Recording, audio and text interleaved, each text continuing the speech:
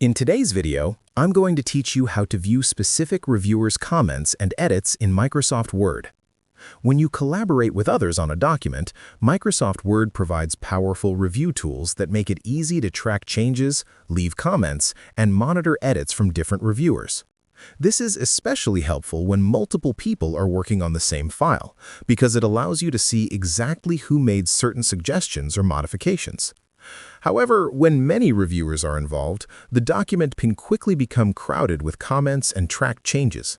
In situations like this, it can be very useful to filter the review information so you only see the edits from a specific person. To begin, open the Microsoft Word document that contains the comments or tracked changes from multiple reviewers.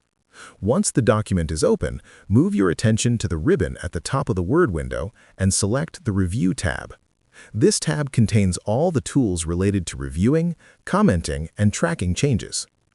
Inside the Review tab, locate the section called Tracking.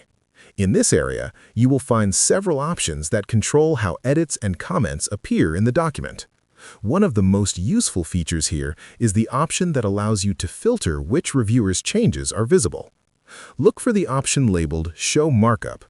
When you click this button, a menu will appear that lets you control the type of markup you want to display.